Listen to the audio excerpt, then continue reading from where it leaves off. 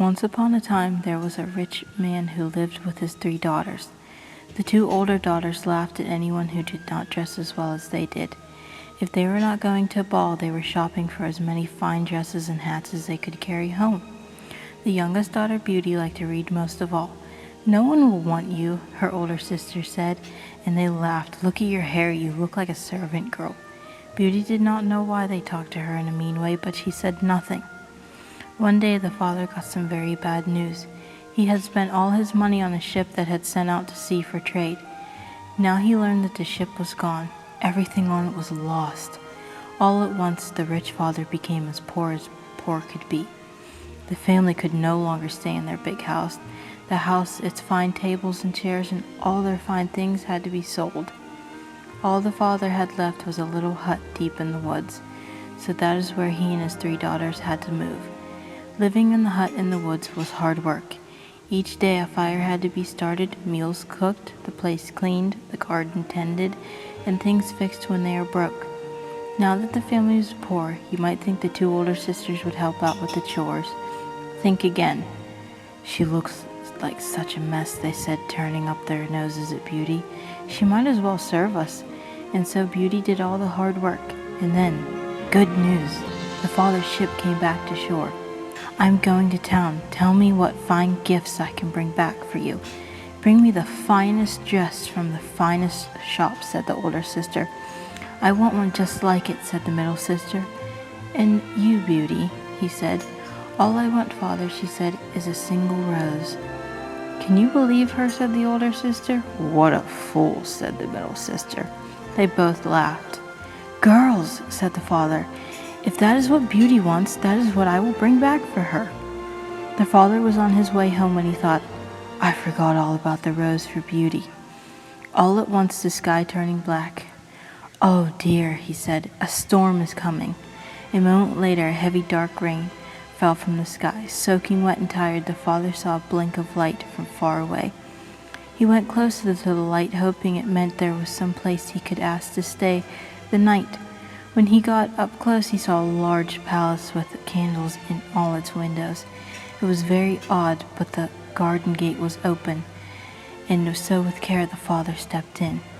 "Hello," he said. No answer. Therefore, before him was a great feast over a long table. "Hello," he said again. Still no answer. The father sat down in front of the fire to warm himself. He waited, but still no one came. "I suppose it would be all right if I stayed the night," said the father. The next morning the table was laid again, but this time with breakfast. Again, most odd, no one was around. "I suppose I should leave," said the father after a while. On the way out he passed a rose garden. "I will take just one," said he, and he picked a rose for Beauty. Just then a loud stomp came up from behind him. Roared a voice, "You took my rose!" The father spun around. There before him was an awful huge monster.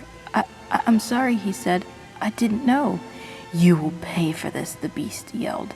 "You will die." The father fell on his knees. "Please," he begged, "do not kill me. I only picked the rose for one of my daughters." "Oh, so you have daughters," said the beast. Well, if one of them will come and stay here in this place, you will be free. If not, you must return yourself in 3 months and take your punishment." When the father got home, Beauty could tell something was wrong. "What is it, father?" she said. "Oh, nothing," he said, but she knew that was not true. At last the father told his girls what the beast had said. "This has all happened because I asked you to bring home a rose," said Beauty. "I will go there in your place, or else you will die." "No, I can't allow that," said the father. "I am old and don't have much longer to live. You are young. You must not do this for me." But Beauty would not change her mind, and 2 days later the father took Beauty to the palace where the beast lived. "So this is your daughter," said the beast, looking at Beauty. "Yes," she said. "I will stay here, and that means my father is free to go. That is what you said." "Yes," said the beast. The days were long, and there was no one for Beauty to talk to at the palace. Every night at 9 the beast would come for dinner. At first he would only grunt, and she said nothing. After all, it was not easy to be a prisoner, even if it is at this palace. Then one time at dinner, He made a little joke and she smiled. Another time he made a comment and she looked at him. After that, he would ask her about her day and she would tell him. Not long after that, Beauty came to a part of the palace she had not seen before. Over a door was a sign, Beauty's room. The door opened. Inside the room were shelves of books to the ceiling, a piano, and a cabinet of fine dresses just her size. Now there was much to talk about at dinner. One night, at the end of dinner, Beast said, "Beauty, I love you. Will you marry me?" Beauty was shocked. "Beast, you are my best friend," she said, "but please understand I do not want to marry you." Still the Beast asked her the same question after dinner, time after time, and each time Beauty said the same thing. One night the Beast said, "Beauty, if you will not marry me, what can I do to make you happy?" "If you must know," she said, "it would be able to see my father. I miss him so much." That night the Beast gave Beauty 2 magical items, a magic mirror and a magic ring. "If you want to see your father," said he, "just ask the magic mirror to show him to you. If you are ready to turn the magic ring on your finger 3 times and ask the mirror to take you there. When it's time to come back here to the palace, turn the ring 3 more times and ask the mirror to come back here. But do not be gone for more than 1 week or I will die of grief." Beauty agreed, but when she got to her room, she looked in the magic mirror and asked to see her father. And there he was in bed looking so sick he could die. In fear, Beauty turned the ring on her finger 3 times. "Please, magic mirror," she said, "take me home right now." And she was back.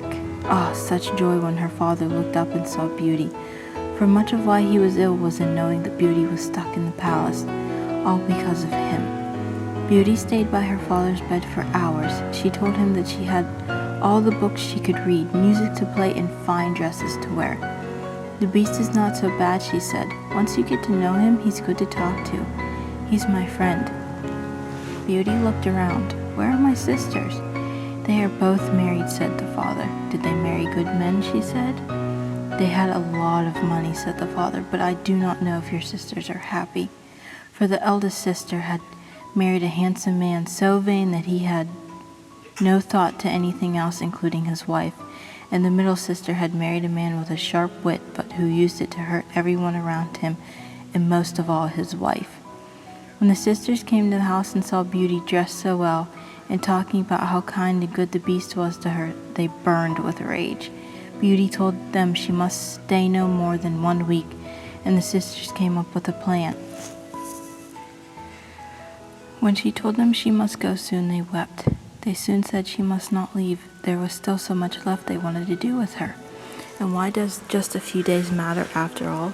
So Beauty stayed. One night she had a dream about the Beast. In her dream, the Beast was laying sick and dying. When Beauty woke up, she asked the magic mirror to show her the Beast. There he was in the mirror, lying in a rose garden, looking so sick he would die. At once she turned the magic ring 3 times. "Take me back to the Beast," she said. In a moment she was sitting next to the poor sick Beast, who could only gasp for air. "You have come back," said the Beast in a thick voice. "I'm so sorry that I am late," said Beauty. "I could not bear the idea that you may not come back to me. I'm afraid it is too late for me now." His eyes closed. "No," cried Beauty, "do not leave me." Just then she knew it in her heart what was true. "I love you," she cried out. "Please come back. If only you come back, I will be your wife." Tears rolled down her cheeks. Just then the Beast opened his eyes. "Beauty," he said, "you did it." In a flash the Beast was changed to a handsome prince. Beauty did not know what to think of this change. "Ah, Beauty," said the Beast. He told her his story years ago when he was a prince and evil fairy had put a spell on him. He must stay a beast forever until a maiden loved him for who he really was.